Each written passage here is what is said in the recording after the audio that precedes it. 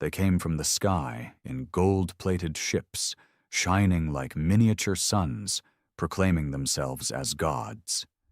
Their voices echoed across the Earth's networks, translated into every human language at once. They called themselves the Sarathi, towering, elegant beings with luminous skin and cold, calculating eyes. Their message was simple: kneel or be extinguished. It was laughable at first, until their greetings turned cities into ashes. In under a week, 23 major human settlements were wiped from the map. Entire populations incinerated. The Sarathi never touched the ground. They simply hovered above, unchallenged and untouchable, watching Earth crumble like it was just another failed experiment. They said they had been watching us for millennia, that we were created, molded, and observed. Nothing more than a forgotten prototype. They hadn't come for negotiation or peace.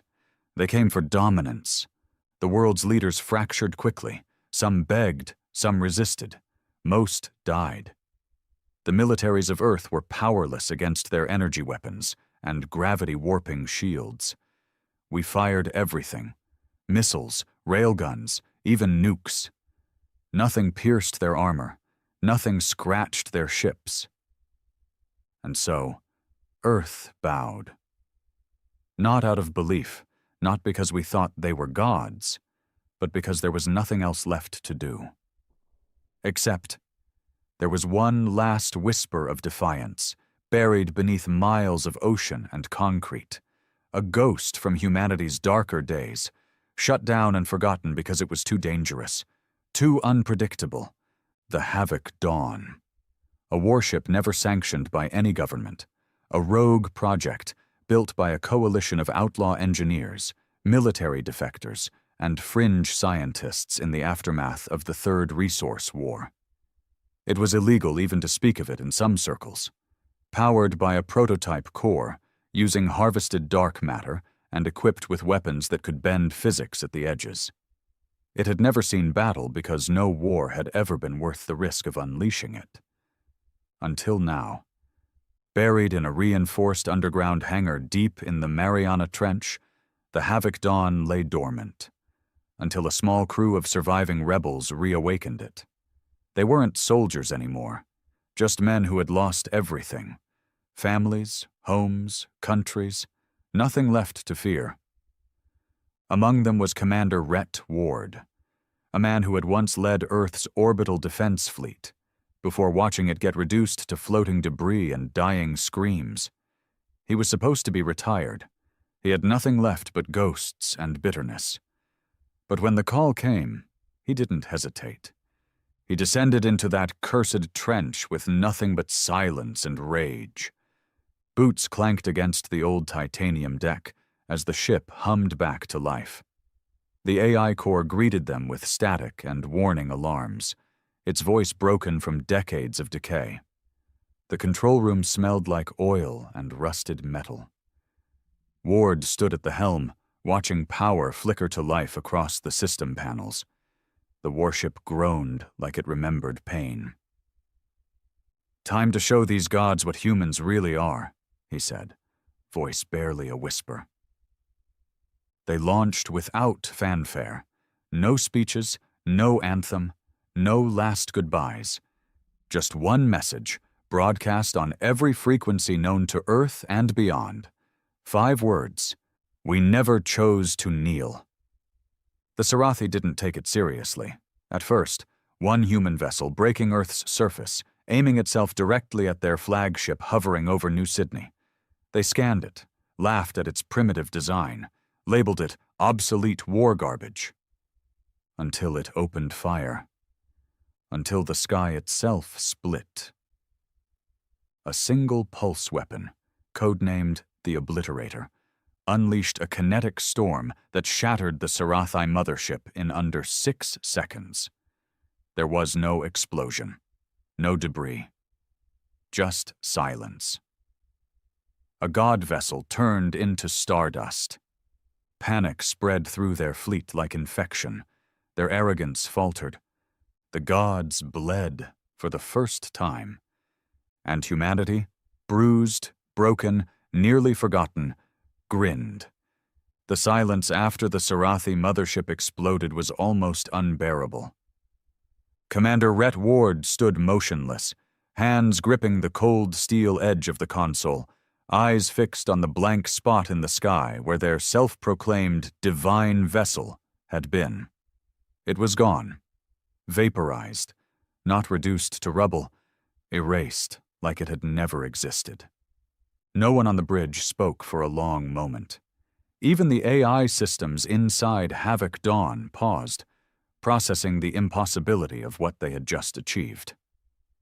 Ward didn't need confirmation. He saw the look in the crew's eyes, shock, disbelief, and something more powerful rising beneath it. Rage. Justified rage. Finally, something they could aim it at. The Sarathi didn't understand what they had just triggered. A quiet beep broke the silence. "Incoming signals," said Braith, the communications officer, his voice low but trembling. "All over the grid. Military frequencies, civilian bands, even pirate networks. Everyone saw that." Ward nodded slowly. "Let them watch. They need to know." "They think we're back," Braith added, swallowing hard. "That Earth's fighting again." Ward's lips twisted into a bitter smirk. "We never stopped. We just ran out of weapons." The Havoc Dawn wasn't just a weapon. It was a grudge made of steel and fire, a revenge story built across decades of war, loss, and betrayal.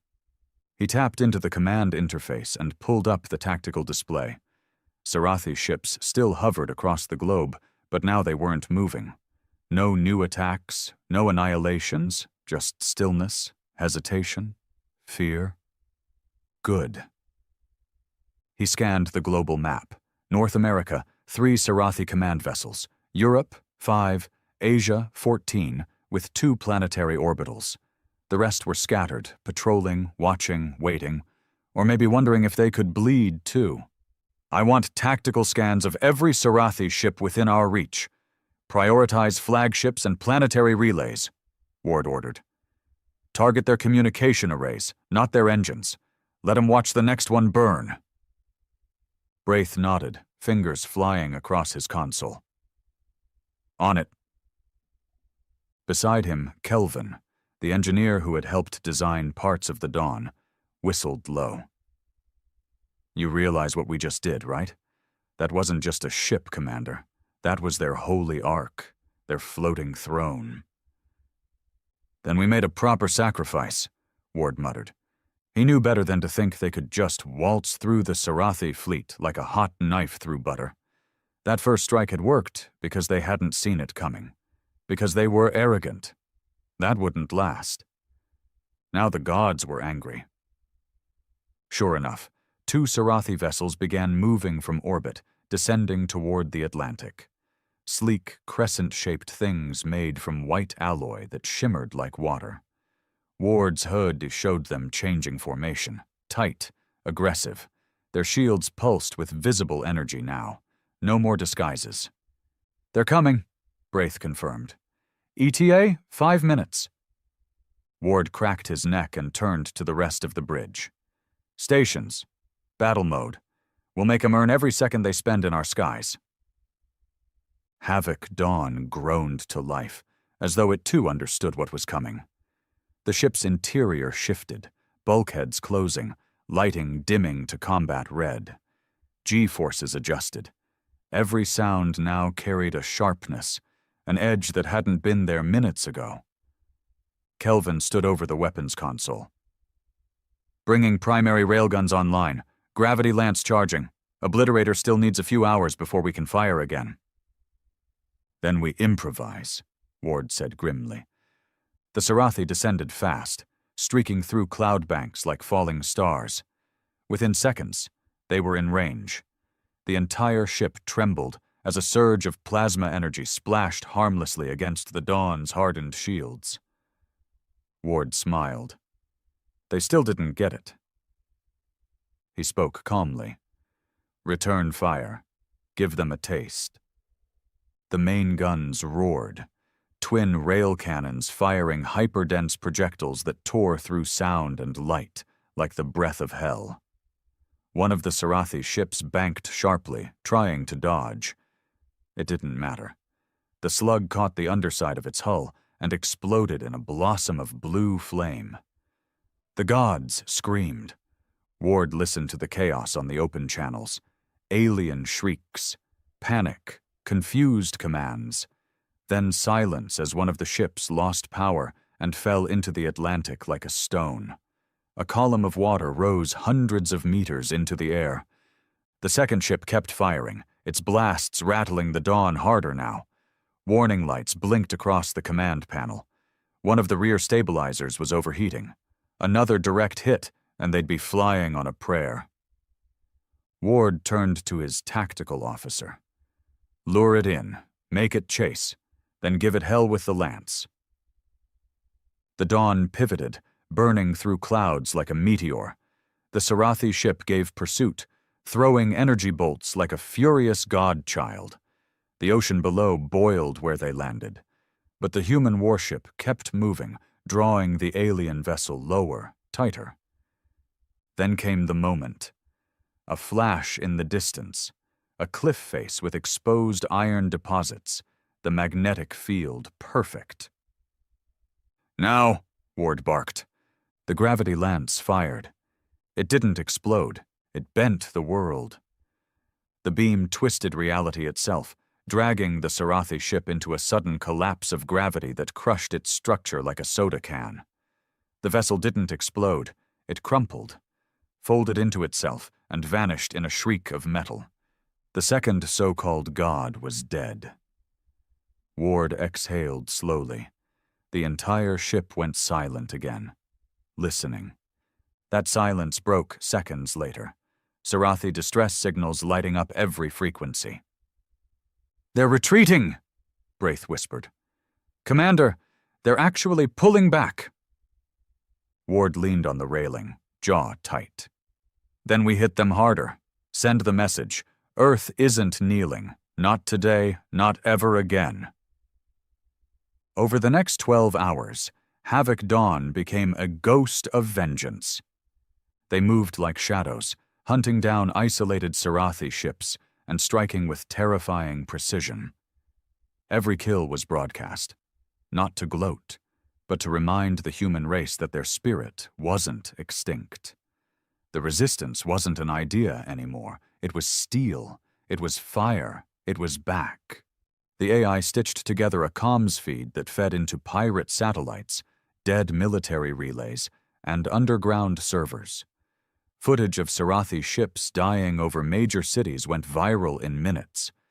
People hiding in bunkers started cheering. Forgotten soldiers resurfaced. Even rogue AIs, long silent, pinged the dawn with encrypted battle hymns. But the Sarathi weren't done. On the 13th hour, they unleashed something new, something worse. Adjudicator. That was the closest translation the Dawn's systems could find. Not just a ship, a mobile tribunal, a floating fortress built to pass final judgment. A relic from the Sarathi's old conquests. Even they hadn't used one in centuries. It emerged from the clouds above the Pacific like a storm god, 3 miles long, shields layered in temporal folds. Its voice rang through every device still alive on Earth. "Judgment has come. Your defiance ends here." Ward stared at the massive form blotting out the sky. Even Havoc Dawn looked like a child's toy next to it. Braith's voice cracked. "Sir, we can't hit that with what we've got." Ward didn't blink. "I'm not planning to." He turned to the AI interface. "Override limiters. Prepare core overload protocols." Kelvin's eyes widened. "You're not serious." Ward didn't flinch. "I'm dead serious. Core overload. A full detonation of the dark matter drive. Enough to create a local singularity. It would destroy the Dawn and anything in a 5-mile radius, including the Judicator. A suicide move, but a final strike worthy of ending a war. Braith stood up. "There's another way. There's got to be." "There isn't," Ward cut him off. "That thing won't stop, not until Earth is ash. We end it now." The crew stood silent. Every one of them had nothing left to lose. They nodded. Ward set the course. Straight through the Judicator's shields. As the engines roared to life, he activated one last broadcast. A single line. "Even your gods bleed." Then he pressed the final code. But something unexpected happened. Just as the ship hit critical acceleration, as space itself began to distort, a flicker appeared on the Judicator's hull. Another ship. Small, human-made, a relic. One of Earth's early orbital defense fighters. Barely functional. A single pilot. It flew toward the Judicator at full speed. A kamikaze run. Before Ward could stop it, the relic slammed into the Judicator's outer deck, and something inside it detonated. A pulse of energy shot through the fortress. Not destruction. Something else. A feedback loop. The Judicator spasmed. Its shields flickered. And then, for the first time in Sarathi history, it began to fall. Ward stared, stunned. "What the hell was that?" he whispered. Braith blinked at his console. "That was the Ardent Spear, old orbital fighter, prototype model." "Who flew it?" "No ID, just a tag in the flight log," Braith replied. "Codename, Ghostfather." Ward swallowed. He'd heard that name before. A pilot who'd lost everything in the first wave. Disappeared, presumed dead. Not anymore. Ward turned to the crew. "Looks like we're not the only ghosts fighting." For a few seconds, the world stood still. Commander Ward watched the Judicator fall like a slow-motion avalanche. It wasn't a clean crash. The Sarathi fortress convulsed mid-air, a grotesque twist of metal and light. Its shields sputtered like dying stars, whole sections of the hull crumbling under stress it was never designed to endure. The sound, though distant, carried through Earth's thin cloud layer like a scream from the heavens. The Ardent Spear, that ancient Earth fighter, had punched a hole no human technology should have been capable of. And it wasn't just a physical breach. Something more had ruptured. Sarathi communications exploded into a storm of panic. They were broadcasting in tight, encrypted clusters, overlapping frequencies in a desperate scramble.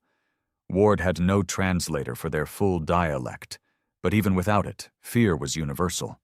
They were breaking. "Get me visuals on the Judicator's core," Ward snapped, walking quickly to the forward display. Kelvin zoomed in the feed. What they saw didn't make sense. Deep inside the alien vessel, beneath layers of shattered armor and exposed machinery, there was something glowing. Not Sarathi tech. Not even recognizable as mechanical. It looked like dash. "A containment cage?" Braith murmured. "What the hell is that thing?" The object inside was floating, pulsing, alive in a way that metal shouldn't be. It throbbed with a dull blue light, encased in a sphere of energy. Every time the Judicator twisted or jolted, that cage remained still, like gravity meant nothing to it. Ward's stomach turned. Zoom closer. As the image clarified, they saw it. Inside that blue energy prison was a human being. Naked, gaunt, emaciated, hooked to tubes, his body hovering limply in some kind of stasis. He looked ancient and broken. Braith's voice cracked.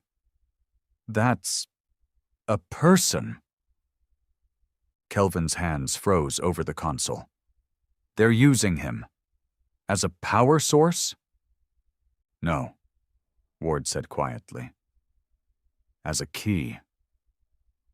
The Judicator's internal systems were hard-linked to the cage.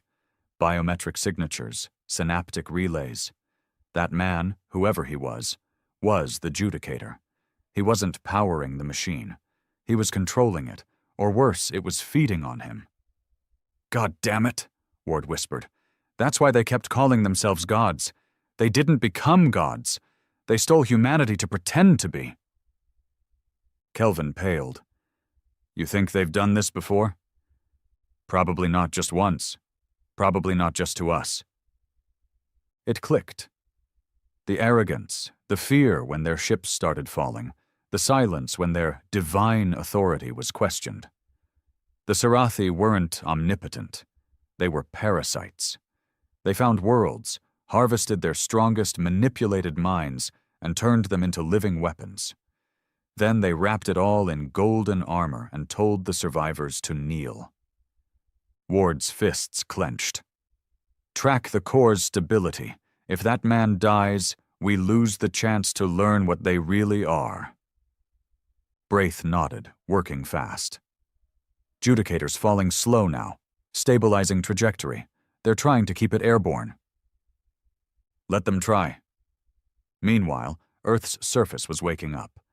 All over the globe, factions once divided by war, politics, and greed were pulling resources together. From the buried bunkers in Siberia to the solar farms of the Saharan wastes, old enemies were reactivating weapons caches and launching orbital scanners. The Havoc Dawn's assault had shown the truth. The gods weren't invincible. And now everyone wanted a piece of them.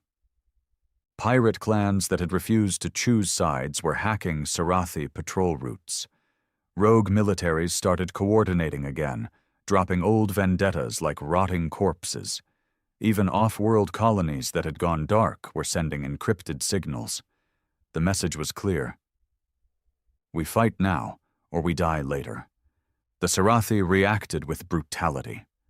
Within hours of the Judicator's collapse, they initiated a global purge. No more ultimatums, no more demands. Cities began vanishing. Tokyo, Sao Paulo, and Johannesburg, each wiped clean with orbital beams. Civilization itself trembled. Ward knew what was happening. The Sarathi had been humiliated. Now they were burning the world to erase the stain. "Sir," Braith said quietly, "New York's next." Ward closed his eyes. "Estimated time?" 15 minutes.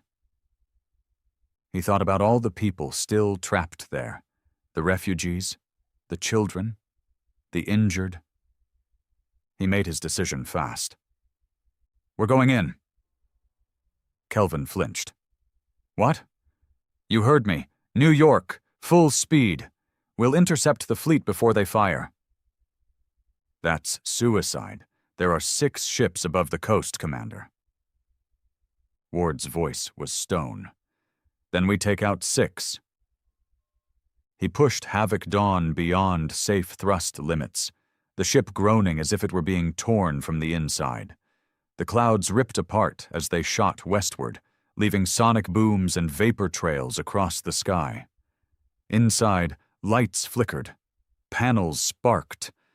But no one said a word. They all knew the stakes. As they broke through the upper atmosphere above Manhattan, they saw it. 6 Sarathi destroyers in formation, glowing with weapon charge energy. Civilians below ran like ants, sirens blaring across broken streets. Ward growled, "Target Central Cruiser. Focus fire. Drop it hard." Havoc Dawn's primary railguns unleashed hell. The lead Sarathi ship never saw it coming. A double impact rocked its hull, splitting its outer ring. It spun out of control, crashing into its neighbor with a shriek of metal and light. 1 down. The other 4 turned instantly, unleashing concentrated plasma beams. One struck the Dawn's left flank, sending systems into a tailspin. Hull breach warnings lit the bridge. Kelvin shouted, "Core temperature rising. We can't take another direct hit." "Then make it count," Ward barked. "All forward weapons. Give them everything." The Dawn pivoted and launched a full barrage, mines, lances, and antimatter torpedoes in a synchronized arc. The sky turned into a fireworks display of annihilation. Another Sarathi destroyer went down, its engines erupting in a burst that consumed 2 nearby drones. But the cost was high. A second plasma blast tore through the Dawn's starboard engine. Sparks rained across the bridge. Consoles exploded. Braith slammed into the floor, his leg mangled. "I'm good. Keep firing." Ward gritted his teeth, blood running down his forehead. "Emergency power. Redirect to main cannons. Let's die on our feet." Then another miracle. A blip appeared on the radar. Then 3. Then 9. Small human fighters, custom-built, guerrilla-style, strapped together with scavenged tech and suicidal courage, screamed into the airspace. "Reinforcements!" Kelvin gasped. Braith was laughing despite the pain. "Looks like someone lit the beacon. That's the Red Sun fleet, out of the old Kazakhstan wastes." And they weren't alone. More ships followed. Old military cruisers, repurposed transport freighters, even asteroid mining rigs outfitted with retrofitted weapons. Every surviving human faction that could fly, fight, or kamikaze was showing up. They didn't come for orders. They came for blood. The sky over New York became a battleground. Havoc Dawn kept firing until her barrels melted. Then they rammed one Sarathi vessel head-on, crushing its central core with brute force, before breaking away and climbing again. Ward's vision blurred. His ribs were broken. Blood covered the side of his face. But he kept moving. He had no choice. Humanity was watching. Earth was listening. Every act of defiance was rewriting the future. Suddenly, a voice crackled over the main comms channel. Not Braith, not Kelvin, not even Ward. It was the prisoner. The man inside the judicator. His voice was dry, ragged, like it hadn't spoken in years. But his words cut through the chaos. "You are not alone. I remember. My name is Elias Thorne. I was taken long ago. I was once human. They made me into this, but you reminded me." Ward froze. The Sarathi had taken him, manipulated his mind, turned him into a weapon. But he wasn't broken. He was waking up. "They fear you now. I can help, but I need a signal. Connect me to your ship. I will open them. From the inside." Ward looked to Braith, who was barely conscious but nodded. "Do it," Ward said. The link was established.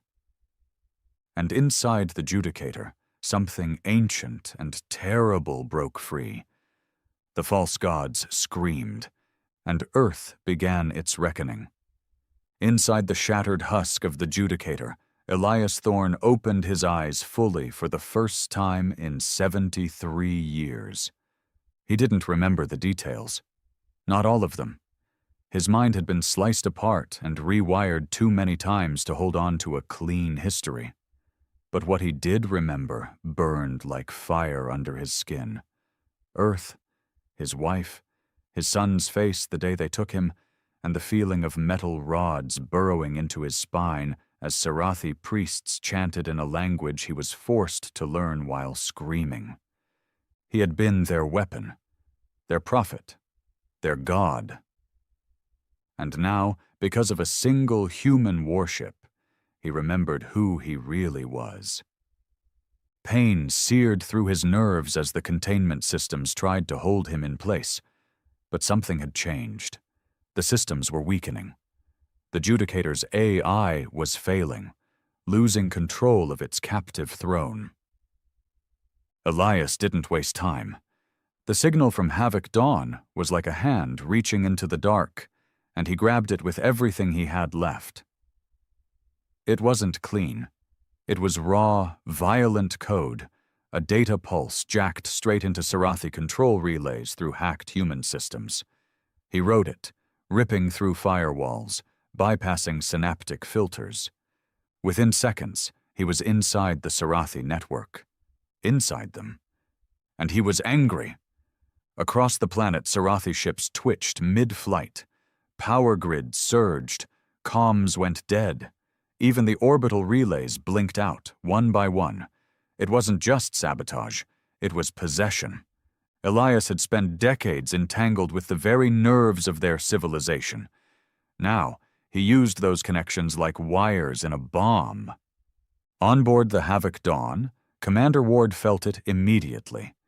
The ship shuddered, not from damage but from a sudden feedback surge across all tactical feeds. Enemy ships began showing internal schematics, weak points, core locations, pilots, every vulnerability laid bare. "He's inside them," Braith gasped, staring at the screen. "He's in their systems." Kelvin blinked, awestruck. "That's not just hacking. He's gutting them." Ward didn't smile. Not yet. He leaned into the console and barked, "Prioritize strike targets based on Elias's feed. Focus on relay nodes and fleet command ships. If we cut their chain of command, they'll turn feral." Braith nodded. "Already mapping." Outside, the skies over Earth were changing. The remaining Sarathi ships had stopped moving in coordinated patterns. Many hovered still, stuttering in the air like puppets with tangled strings. Others turned on each other, unable to distinguish threat signals from internal ghost commands Elias had inserted. He was scrambling them from the inside out, but it wasn't enough. Ward saw it in the data. The Sarathi still had one last card. A weapon not yet deployed. He tapped the screen. "What is this signature? Deep orbit, above the equator." Kelvin frowned. It can't be." "What?" Ward snapped. "That's their exile fleet." Ward stiffened. "The one they said they never needed again?" "The same. Last recorded movement was centuries ago. They use it when a planet's considered irredeemable." "Total annihilation." Kelvin nodded slowly. "It's a fleet of planet breakers, not for conquest, for erasure."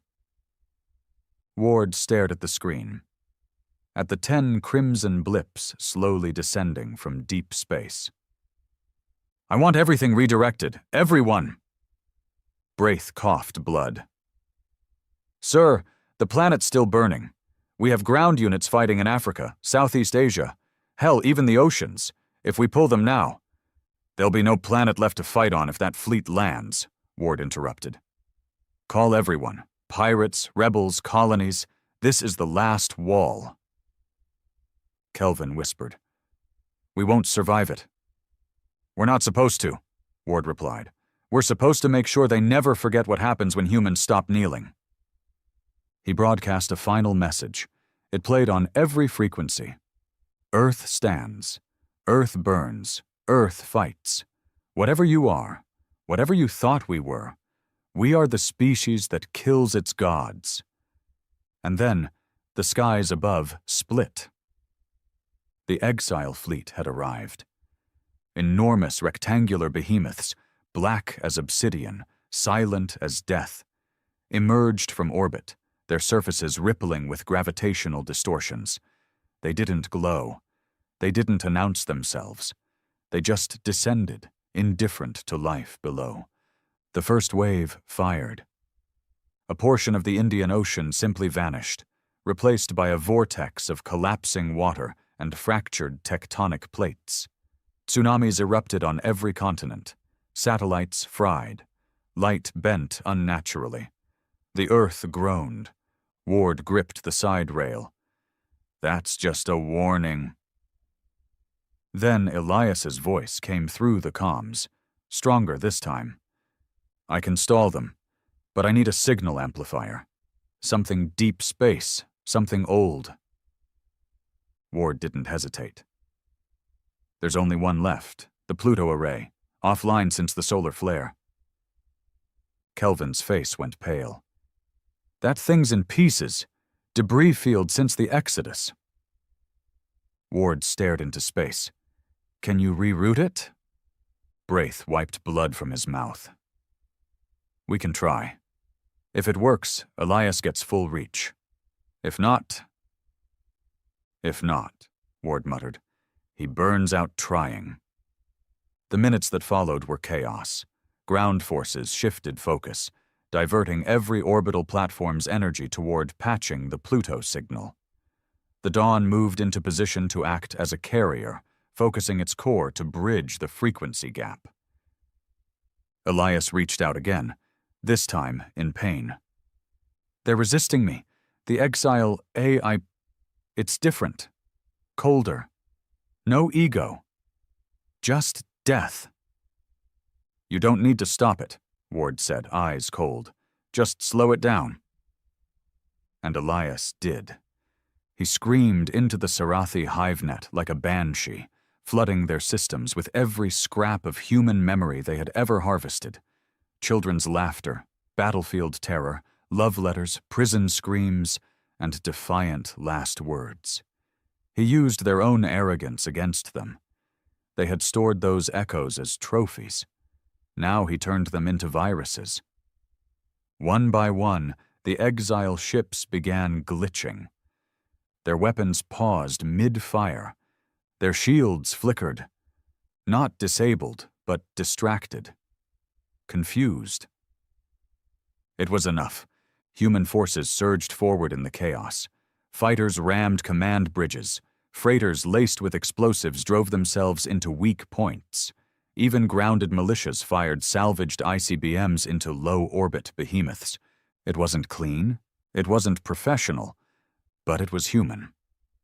Ward piloted the Havoc Dawn directly into the belly of the lead exile ship. Inside, the architecture was nothing like the others. No control panels, no bridges, just chambers, endless halls filled with preserved corpses, humans, aliens, beings from worlds never known, all drained, all displayed, trophies. Gods don't make museums, Ward spat. He armed the core overload again. This time there would be no pulling back. Elias, he said softly, you ready to go home? The voice that answered wasn't sad or bitter.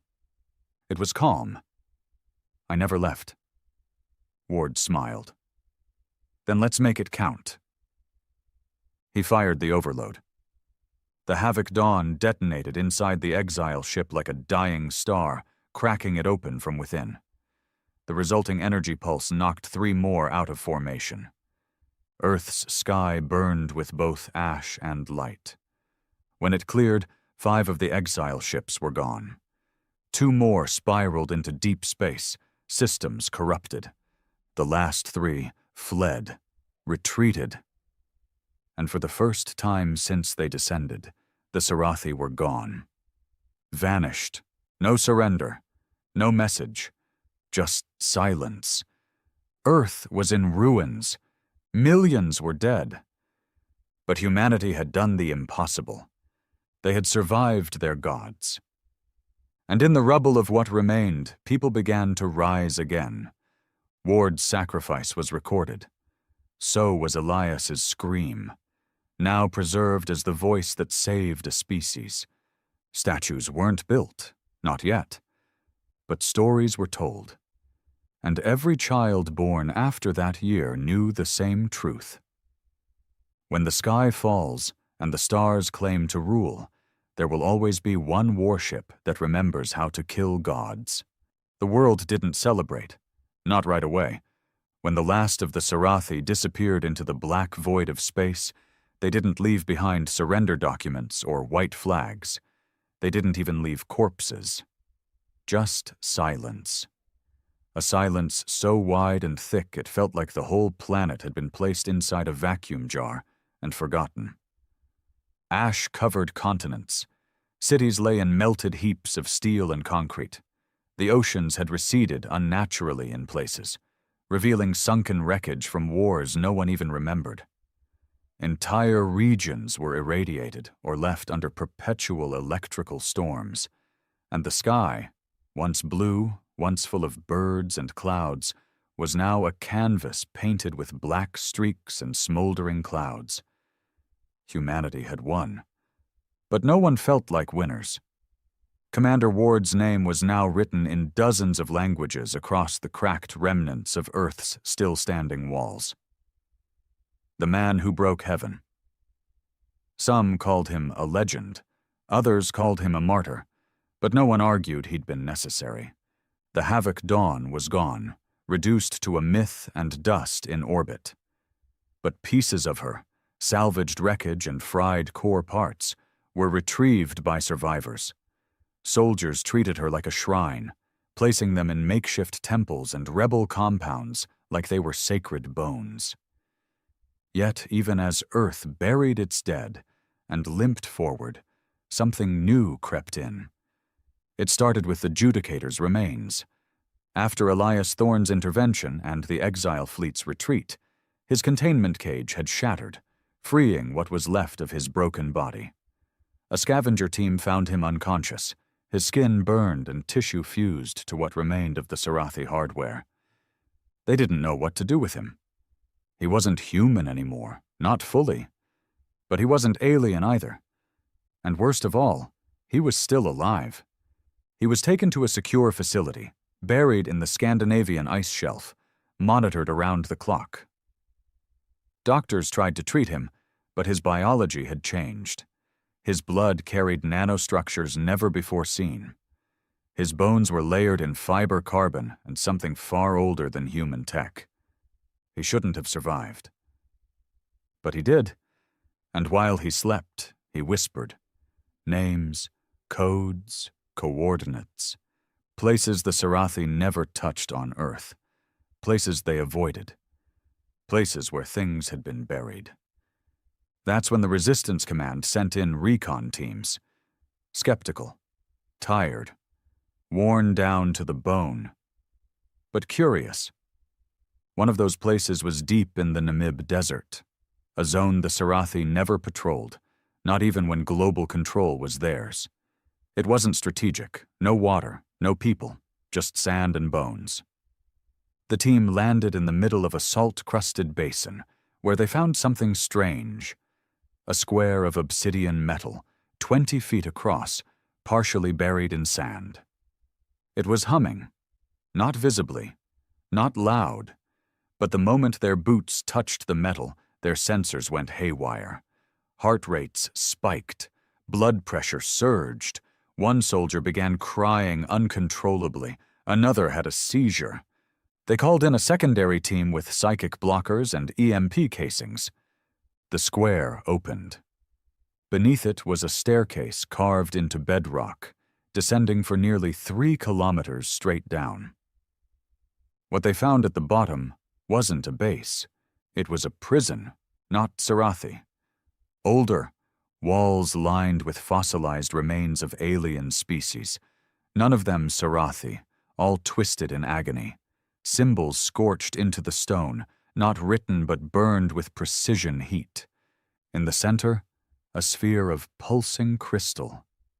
It didn't glow. It breathed, alive, watching, waiting. The soldiers didn't touch it. They weren't fools. They sealed the shaft, blocked the entry, sent word back to the High Command. Ward's replacement, General Lorne, read the report with trembling hands. "What the hell is this?" he whispered. A science officer near him said only 3 words. "Not Sarathi tech." Lorne stared at the final line of Elias Thorne's last whispered coordinates before he fell silent in his ice cell. They weren't the first gods. That changed everything. The war hadn't been a battle for domination.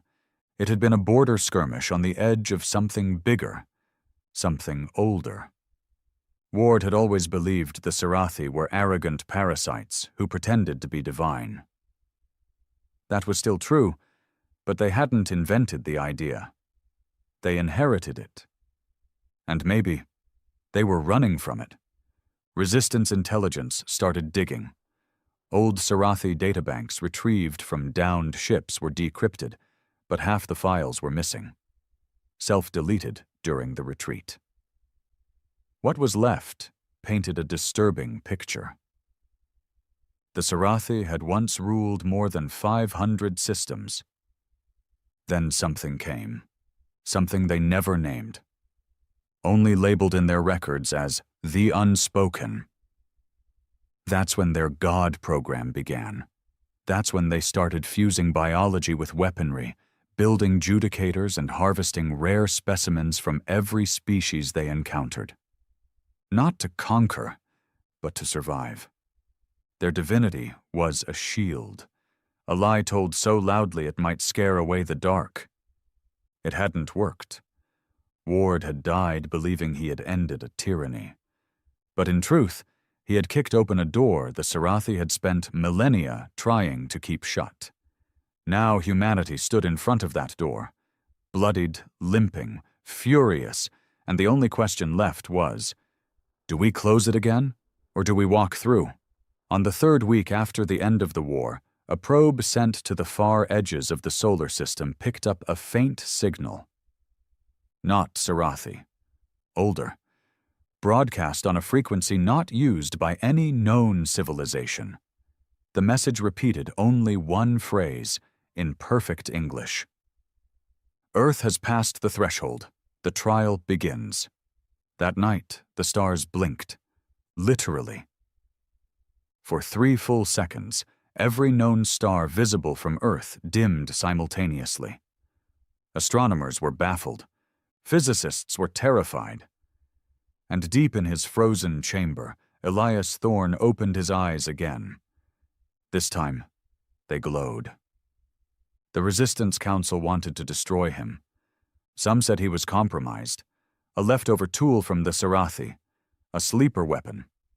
But not all agreed. Dr. Mireya Flynn, one of Earth's few surviving quantum neurologists, insisted he was their only link to whatever was coming. She argued he could feel the direction of the next threat.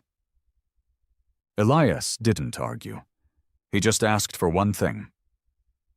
Let me leave. Flynn frowned. Why? His voice was hoarse. Because I know where they're coming from. She leaned closer. The Sarathi? Elias shook his head slowly. No. The ones the Sarathi feared. Word spread fast. All over Earth, whispers started to take shape. Some believed it was another invasion. Others said it was judgment, an ancient cosmic test. But the men and women who had fought in the skies, in the dirt, and in the black of space, they didn't care what it was called. They were building again, not cities, not peace, but warships. Because Earth wasn't going to hide this time. They had shattered the illusion of gods once. They could do it again. But now they knew one thing for certain. Some monsters don't want worship. They want silence. And when that silence is broken, they come. It started in whispers. A technician on the Mars relay station swore she heard voices in the static, ones that spoke in perfect sync with her thoughts. On Ceres, a mining foreman reported dreams of cities he'd never seen, burning under black suns. A child in northern Canada sketched the same symbol over and over in the snow, a triangle with an eye hollowed out by darkness. No pupils, no iris, just emptiness. And then came the probe. It had been sent to the edge of the solar system after the war, a battered relic from the old days, repurposed with new code and layered with shielding. The idea was simple.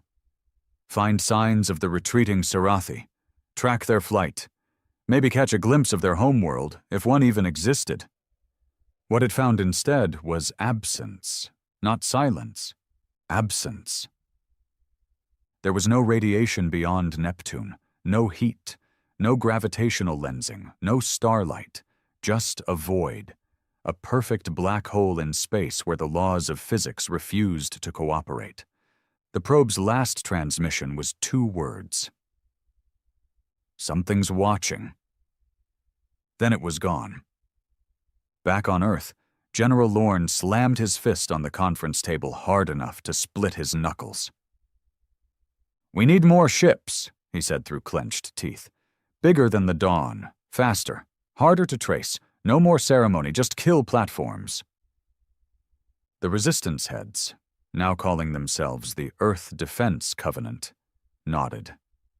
Their leader, a woman named Admiral Vaden, leaned forward. "You'll get them. But we also need eyes. Whatever's out there doesn't want to be seen. That makes it more dangerous than the Sarathi ever were." "And Elias?" asked a grizzled veteran from the South American Corps. Everyone turned. They all knew the question had to come eventually. Elias Thorne had been moved from the Scandinavian ice cell to a high-orbit facility known as Black Echo, built into the side of a long-dead comet, outfitted with the most secure protocols left in human engineering. He hadn't spoken in days, not until today. Dr. Mireya Flynn stood in the observation room, looking down through reinforced glass at what used to be a man. Elias sat cross-legged on the floor, his eyes half shut, breathing steady. There were no restraints, none were needed. He never tried to leave, never even approached the doors. But everyone knew he could. "Are they coming?" she asked softly, watching him through the intercom. Elias didn't open his eyes. They never left. She frowned. "Then what are they?" He opened his mouth slowly. The words came like rocks dragging across stone. "They are the architects." The room fell silent. She blinked. "The Sarathi?" He shook his head. "The ones who built the Sarathi and broke them. The ones who wrote the laws your atoms obey. The ones who punish defiance not with death, but with purpose." Flynn's skin went cold. "That doesn't make sense." Elias finally looked at her. His irises were black now. Not from modification, not from corruption, from knowing. "That's the point." The Covenant convened emergency session within the hour. They ran the name Architects through every database, every intercepted Sarathi file, even ancient human mythology. There were no matches. Nothing even close.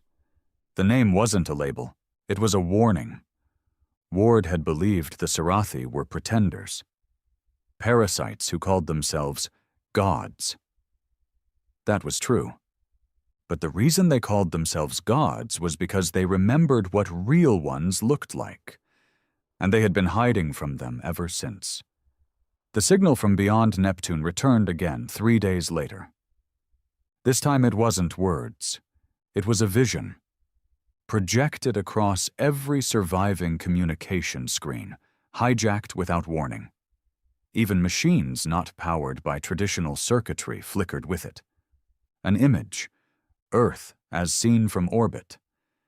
Then, slowly, every living human, everyone, was peeled away from the image one by one. No screams, no blood, just erased. The Earth turned gray, then black, then gone. The vision ended.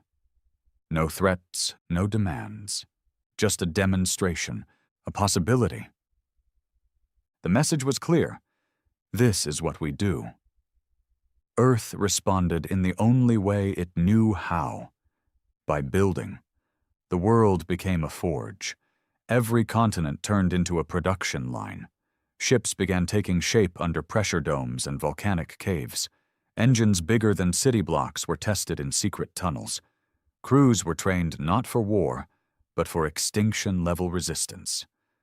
No more pride, no more borders. Humanity finally understood that survival required unity fueled by fear. But Elias Thorne remained quiet. Until the 11th day. When the stars blinked again. This time, just one, Alpha Centauri A, It dimmed for exactly 4.6 seconds. Long enough to be noticed, short enough to make everyone wonder if they imagined it. Elias stood at his reinforced cell wall and whispered, without prompting, "That was their knuckle." Flynn stared. "What?" He turned toward her slowly. "The next will be their fist." It took all of 2 hours for Earth's long-range scanners to detect the ripple, a gravitational anomaly the size of Jupiter moving slowly toward the solar system. Speed: unknown. Shape: unreadable. Heat signature: none. It wasn't a ship. It was space that moved, space that bent, a thing so massive and old it no longer registered as mass, but as meaning. Flynn went to Elias again. "You knew this was coming." "Yes." "Why didn't you say anything?" He looked through her, not at her. "Because saying it doesn't stop it.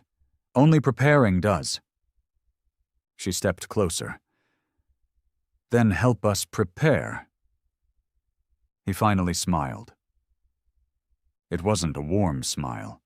It was the smile of a man who had died and come back wrong. "Then you need to stop thinking like humans." Over the next 2 weeks, Elias taught Earth things it wasn't ready to learn. About quantum will, the idea that thought, when weaponized properly, could bend localized reality. About conscious machines that wrote their own purpose. About war forms, entities that didn't fight with weapons, but with inevitability. He drew designs for weapons no scientist understood. He described beings with no mass and infinite gravity. He whispered of languages spoken by vibrating dimensions. And Earth listened. Even the doubters listened, because the anomaly kept coming. Closer. Always closer. And then, on the 27th day after the Sarathi retreat, Elias finally gave the last piece. He drew a symbol on the floor of his cell, a perfect circle split by a diagonal line. He tapped it once. This was on their skin. Flynn frowned. "Who?" He stared into space. "The first human they took. The one we never found. The one who joined them." Flynn froze. "You're saying—" Elias nodded once. "They have a human now, just like the Sarathi had me." Her voice broke. "Who?" He whispered a name, and her blood ran cold. "Ward." It didn't make sense. Commander Rhett Ward was dead. Every record confirmed it. His ship, the Havoc Dawn, had detonated inside the exile ship in a final, calculated act of suicide.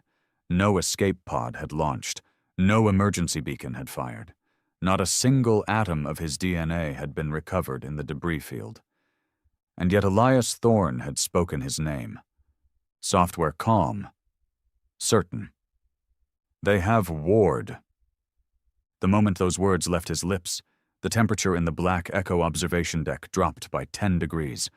Dr. Mireya Flynn stood frozen, heart thudding in her chest. Not from fear, from betrayal. Ward wasn't just a hero. He had become Earth's symbol of survival. The myth. The ghost. The firebrand who lit humanity's rage. If Elias was right, then the gods hadn't just returned. They'd recruited Earth's finest. "You need to explain," she said finally, her voice raw. "Start from the beginning." Elias didn't look at her. He looked past her, into something only he could see. "When I was fused to the Judicator, my mind was linked to the Sarathi neural lattice. But beyond their lattice, deeper, there was something beneath them, a sublayer, a web so old it wasn't coded. It was felt." Flynn frowned. "What does that mean?" "They weren't alone. They never were. There was always something above them, And one day, during a deep scan, I felt a presence enter the web. New, furious, powerful. His eyes locked with hers. It was human. Flynn's throat tightened. You're saying Ward's alive? Alive, but changed. They don't use flesh the way we do. They rewrite, they unmake, they give you the illusion of choice, but it's all scaffolding. Underneath, he's still himself, but cracked, like a mirror reflecting something it was never meant to hold. Flynn stepped back, disbelief scraping at her reason. Ward would never serve them. Elias's voice dropped. That's what makes him dangerous. The Earth Defense Covenant didn't take long to act. Within 12 hours, Admiral Vaden issued Directive Shadowglass, an absolute lockdown on all files relating to Ward, the Havoc Dawn, or any remnants of the Exile wreckage. Anyone who so much as whispered the word architects without clearance faced permanent exile to off-world mining colonies. They weren't trying to silence the truth. They were trying to buy time. Because if Elias was right, then somewhere in deep space, the man who saved Earth might now be the weapon poised to destroy it. And then came the second signal. Not from the anomaly, but from within the solar system. An old comm frequency, coded in pre-war encryption, used only by Ward's personal team during the final resistance campaign. Only one message pulsed through. You left the door open. Location. Drifting asteroid field between Saturn and Uranus. Admiral Vaden immediately dispatched the Crucible, a stealth-class heavy frigate carrying a full platoon of elite operators and a team of psych-sensitive analysts. Flynn was assigned to oversee the mission. Elias Thorne would accompany them. He was chained in 13 layers of containment metal, each designed to fracture at the first sign of psychic contamination. None of the soldiers dared to look him in the eye. When they reached the coordinates, the asteroid field wasn't a field at all. It was debris, metal, burned hulls of Sarathi vessels, dozens. But there were no signs of battle, no scorch marks, no plasma residue, just decay. Like time itself had folded around them and drained the energy out. Then they saw the ship. It wasn't Sarathi. It wasn't human. It was both. A twisted hybrid of Havoc Dawn architecture and alien alloy. Sleek, unnatural geometry fused with brutalist steel. It hovered silently among the asteroids, not powered, breathing. Lights pulsed like heartbeats. Shapes moved behind the reinforced glass. It had a name burned into its hull. Hymn of Ashes. Flynn whispered, "That's Ward's handwriting." Elias didn't speak. He just stared. And then the ship opened. No external mechanism, no signal. It simply split, like skin parting over a scar. They entered slowly. Inside, it was wrong. Gravity pulsed in waves.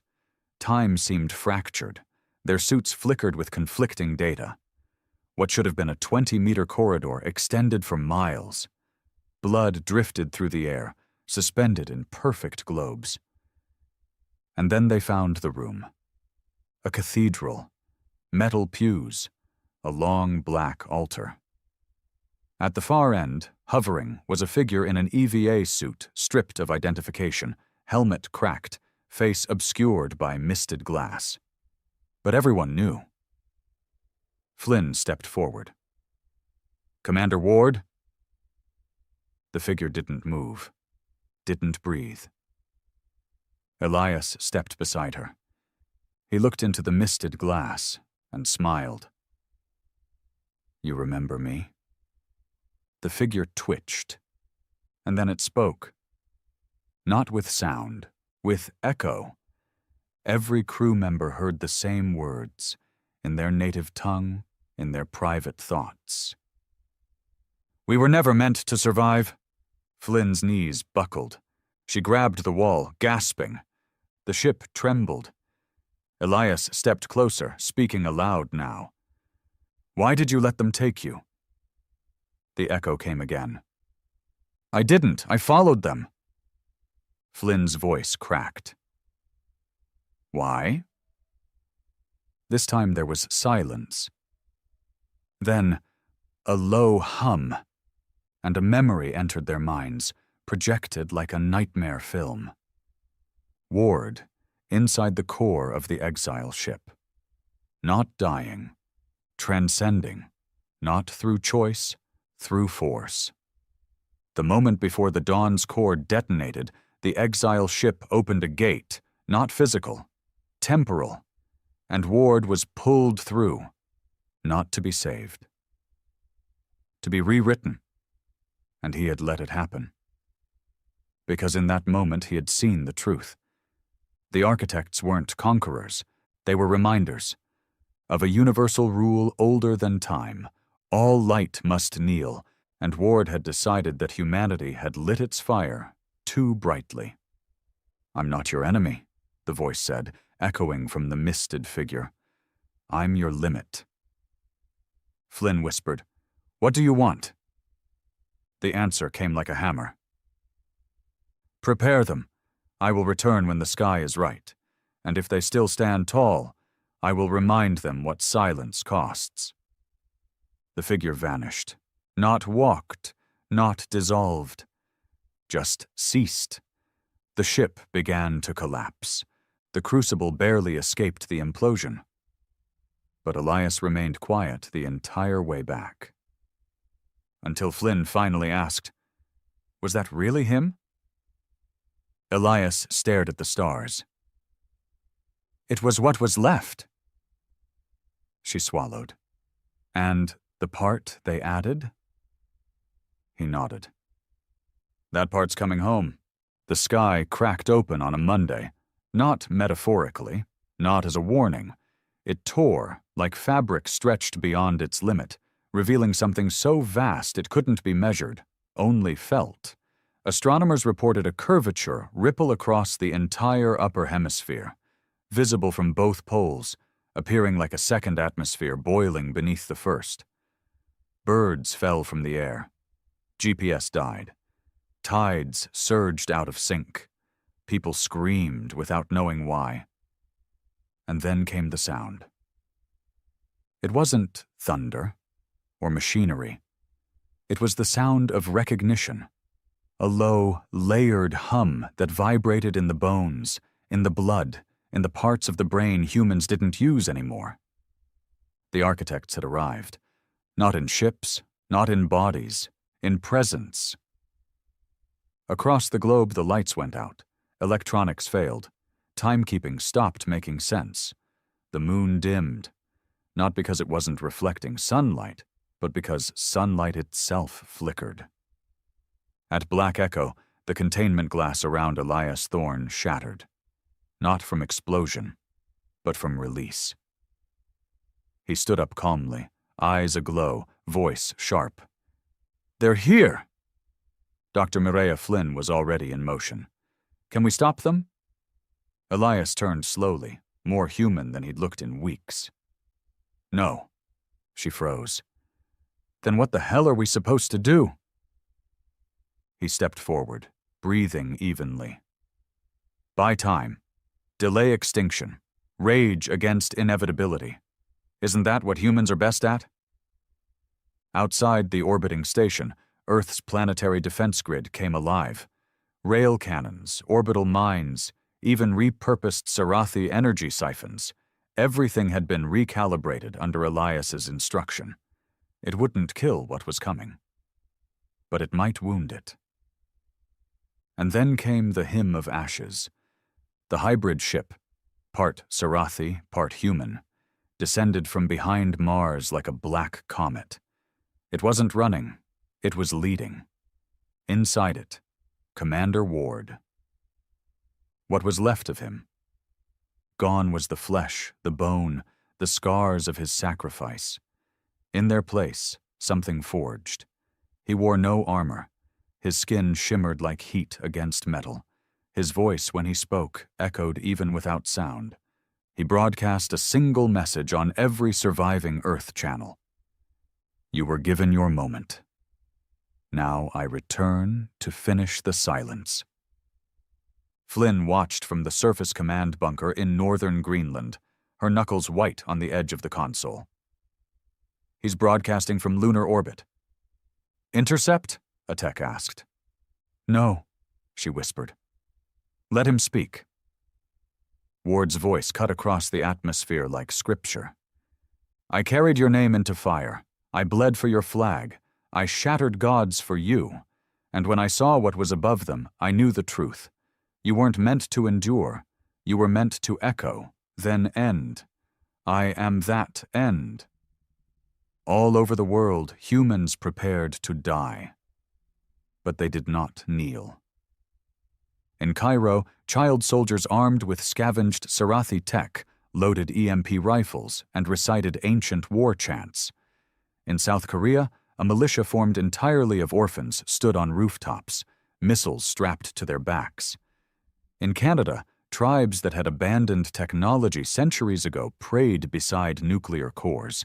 Everyone stood, even knowing they could not win, because Earth had learned the oldest lesson. If you are going to fall, fall screaming. Then Elias Thorne stepped onto the transmission feed beside Flynn.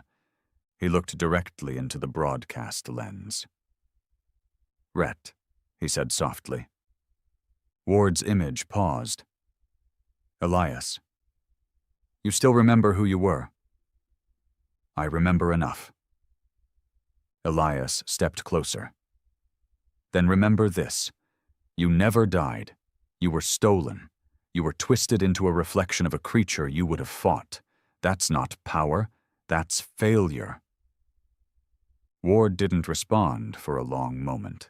Then, do you still believe this species deserves to survive? Elias nodded. I believe survival isn't earned by perfection. It's earned by resistance. Ward closed his eyes. The sky split again, and the architect came. It wasn't a shape, it was a subtraction. A piece of the sky simply vanished, and in its place, absence, a moving void. Gravity bent, oceans rose, the core of the earth itself pulsed in revolt. Weapons fired, projectiles soared. The crucible launched its final payload, a solar destabilizer wrapped in a black hole fragment. It disappeared into the void without impact. Ward descended. The hymn of ashes burned the air. Cities buckled under its presence. Weather collapsed. Storms screamed.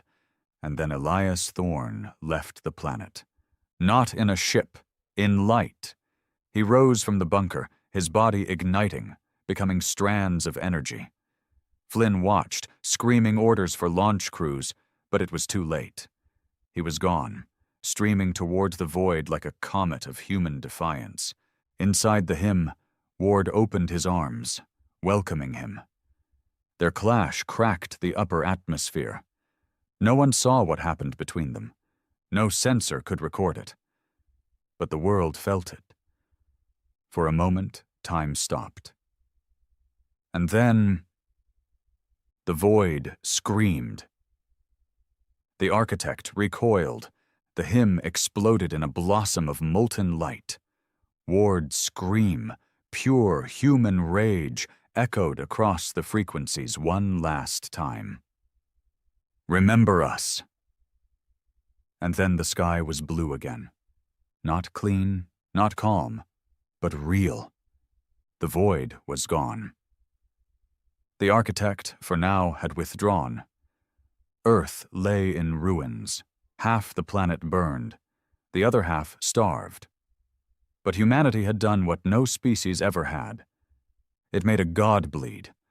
And when the dust settled, Dr. Mireya Flynn stood alone in the ashes of the northern bunker, the world quiet around her. She raised a transmitter to her mouth. Log this, she said. Date unknown. Sky cracked. Faith intact. They came to end us. They left with a scar. She paused, then whispered into the mic. For Ward.